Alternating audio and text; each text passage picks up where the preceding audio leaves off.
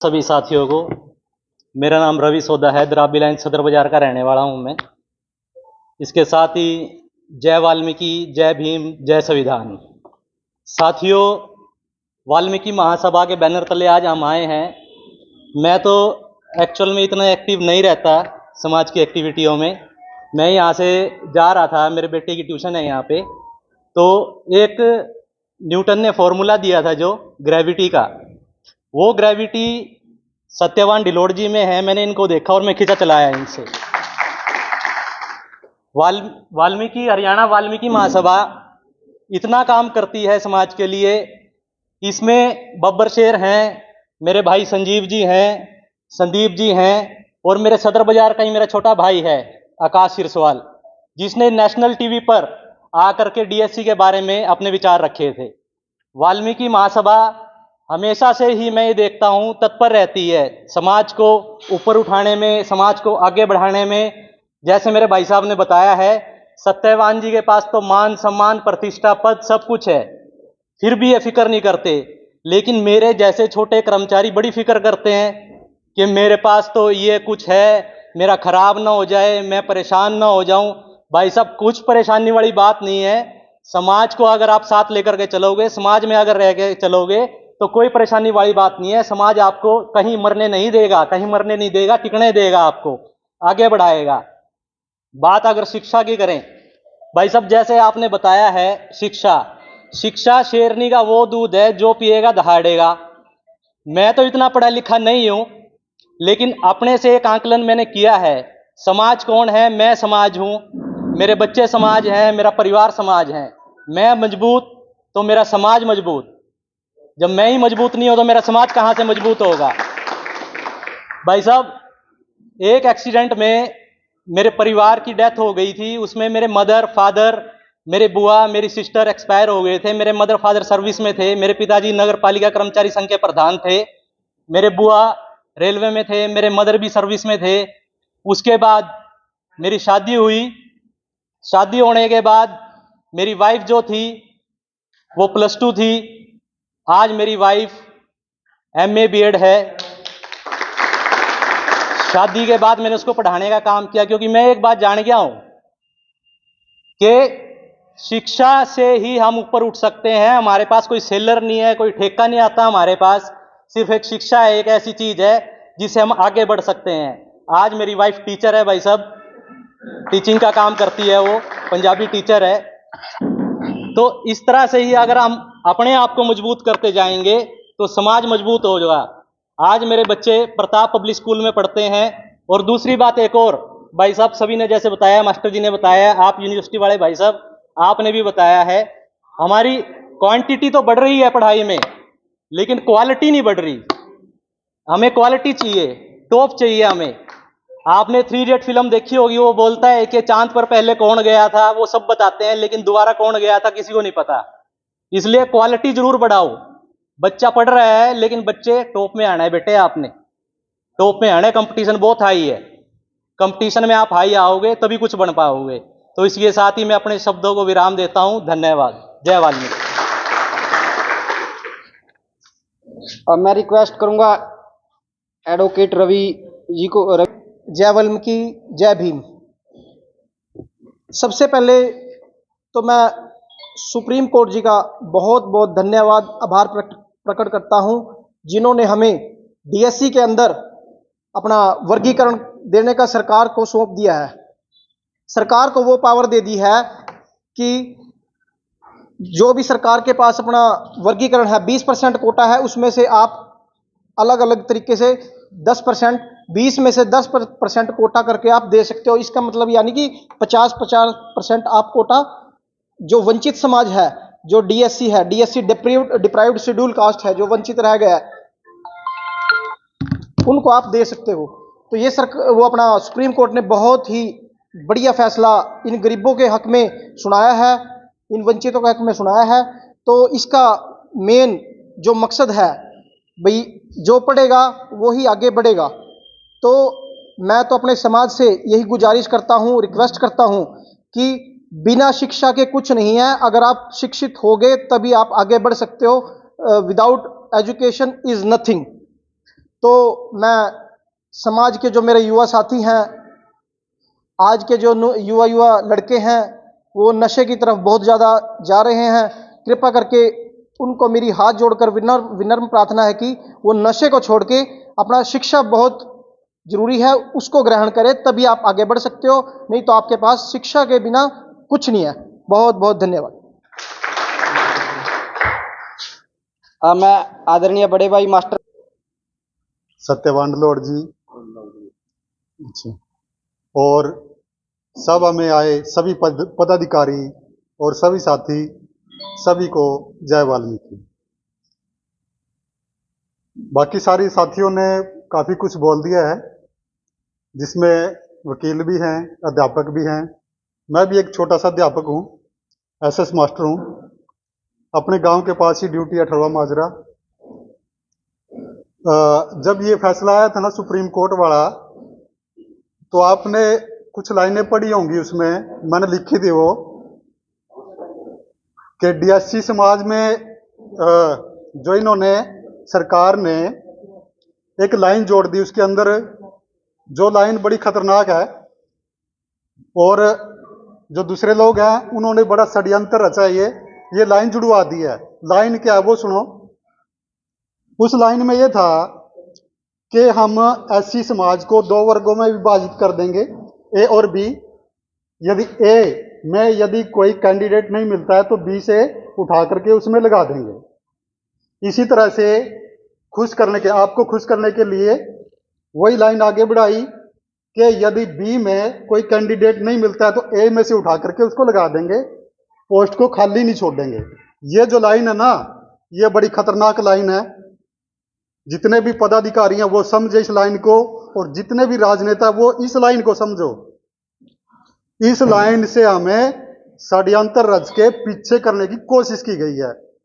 वो कोशिश कैसे है भाई?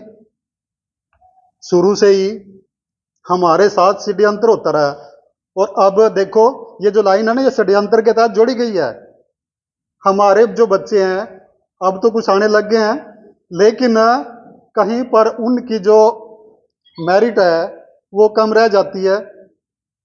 मेरिट में आते हैं बच्चे, ऐसी बात नहीं है, आते हैं, लेकिन यदि मान लेते हैं हमारे वाले बच्चे की, मेरे बच्चे की मेरिट में मान लेते हैं उसके नंबर है 90%, दूसरे वाले के बी के उसके 91%, हमारे वाले को क्या करेगा?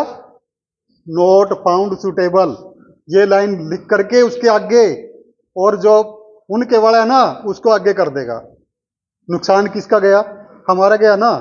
तो जो एससी ए बी का जो था वो कहीं ना कहीं इस तरह से आपके साथ षड्यंत्र करके आपको पीछे धकेल दिया जाएगा।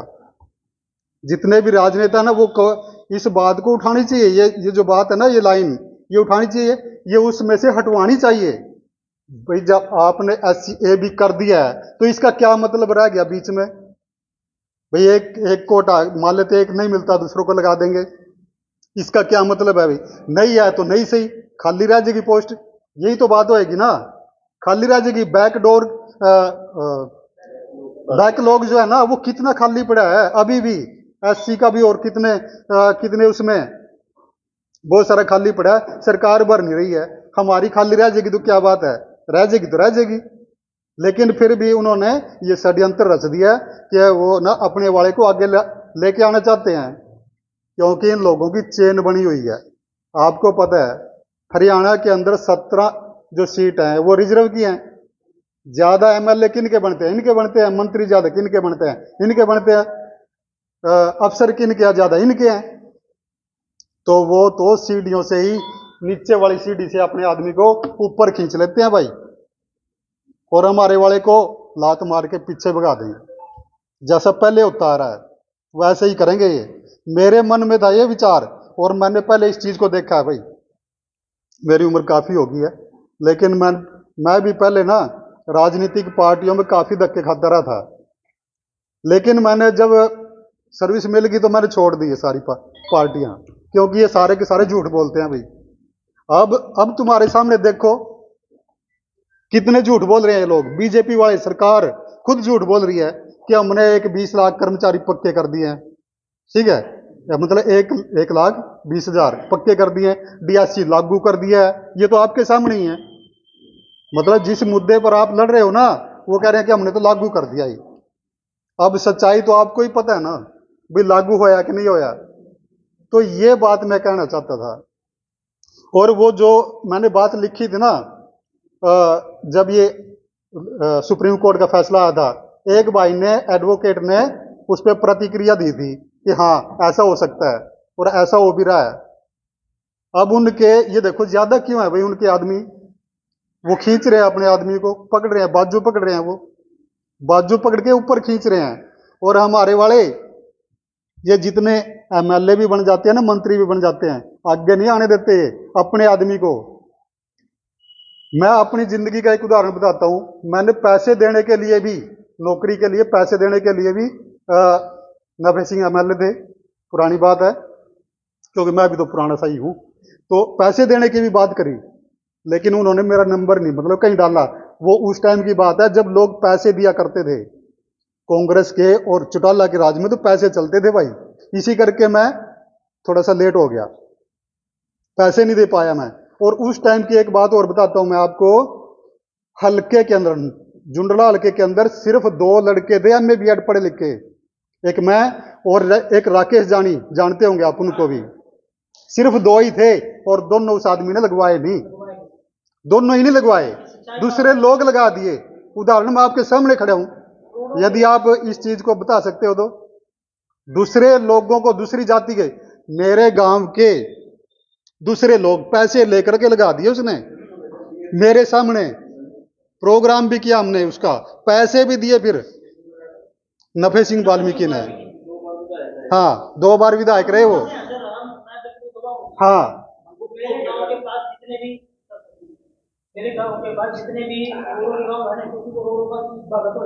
हाँ हाँ सर, ये सच्चाई, ये मतलब मीटिंग का मतलब क्या होता है भाई, आपस में बात करना, अपने दुख सुख की बतलाना। और मैं और राकेश दोनों सुबह शाम उसके घर जाते थे जब तक वो एमएलए रहे, लेकिन उसने वो काम नहीं किया। और भी मेरे रिश्तेदारियों में भी कुछ ऐसे मामले थे जिसकी उन्होंने रोडों की बात मान के दूसरे आदमी लगा दिए, लेकिन जो आदमी उसके डेली घर जाते थे ना, जो उसके पैर पकड़ते थे, वो नहीं लगाए। वो भी पैसे दे रहे थे मेरे रिश्तेदार भी, उसको लगाए नहीं। इसलिए मैं जो है ना, राजनीति लोगों पे विश्वास कम करता हूं भाई, क्योंकि मैं तो भुक्तभोगी हूं। मैंने तो देख लिया ये लोग झूठ ज्यादा बोलते हैं, तो इनसे कैसे काम होएगा भाई, बड़ी मुश्किल है भाई इनसे काम करवाना। तो अब अपने ही मामला देख लो, ये डीएससी वाला हो गया ना मुश्किल। ये बात मैंने पहले लिखी थी कि ये लोग ना बड़ी मुश्किल कर देंगे आपके लिए, संकट खड़े कर देंगे।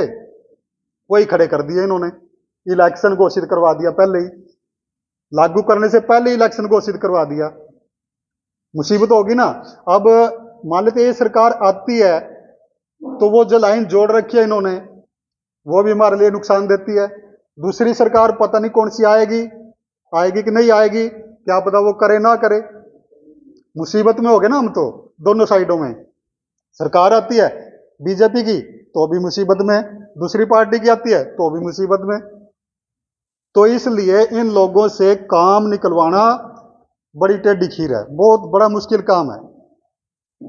तो इसलिए हमारी जो हरियाणा वाल्मीकि महासभा है, एक होती है राजनीतिक पार्टी, एक होता है दबाव समूह। हमारी जो ये हरियाणा वाल्मीकि महासभा है, यह है दबाव समूह। दबाव समूह तब काम करता है भाई जब हमारे अंदर एकता हो, हम सभी लोग मिलकर के अपने नेता को पैदा करें और उससे या उसके साथ लग करके सरकार के ऊपर प्रेशर बनाएं, तब सरकार काम करती है। नहीं तो सरकार काम नहीं करती किसी के भी। जैसे मान लेते हैं किसी का नौकरी का कोई काम होता है या किसी की गली बनवानी होती है, तो हम क्या करते हैं भाई, बहुत सारे लोग जाकर के किसी मंत्री के पास जाते हैं कि हमारी ये गली बनानी है, ये धर्मशाला बनानी है। वो दबाव काम करता है। इसी तरह से यदि हमने ये काम करवाना है डीएससी वाला, अच्छे से इसको लागू करवाना है, तो अपना एक ये जो दबाव समूह है हरियाणा वाल्मीकि सभा, इसको कामयाब बनाना पड़ेगा भाई। सभी साथी मिलजुल करके तन मन धन से साथ देंगे। जो आदमी मान लेते कुछ नहीं कर सकता ना, वो साथ तो चल सकता है, पैसे नहीं दे सकता कोई बात नहीं, लेकिन साथ चले। हाथ उठाने में गिनती होनी चाहिए, नारा लगाने में गिनती होनी चाहिए, तब जाके बात बनेगी, नहीं तो बात बनने वाली नहीं है अभी। बाकी बातें तो जो भी आप कह रहे थे ना, शिक्षा की, नशे की, बाकी बातें तो बाकी सारी साथी कहते रहेंगे, लेकिन मेरे मन में ये एक गंभीर प्रश्न था। ये जो लाइन जोड़ी गई है बी ए बी में से निकाल के ऐसे कर देंगे, ये बड़ी खतरनाक लाइन है। षड्यंत्रकारी लोगों ने जुड़वाई है भैया ये लाइन, क्योंकि उनके एमएलए ज्यादा हैं, मंत्री ज्यादा हैं, इसलिए जुड़वाई गई है ये लाइन। नहीं तो वो सीधा भी तो कह सकते थे भाई ए बी अलग अलग है भाई तुम्हारा, इसमें क्या प्रॉब्लम थी? इसमें तो कोई प्रॉब्लम नहीं थी भाई, ए में इतनी जातियां, बी में इतनी, जिसका जो भी होएगा लगा देंगे। लाइन जोड़ने की क्या जरूरत थी? तो इसीलिए जुड़वाई गई है भाई। इतनी ही बात मैं कहना चाहता था। धन्यवाद सभी साथियों। साथियों, मैंने पंखे कुछ समय के लिए बंद करवा दिए थे और अब समापन की ओर चलते हैं।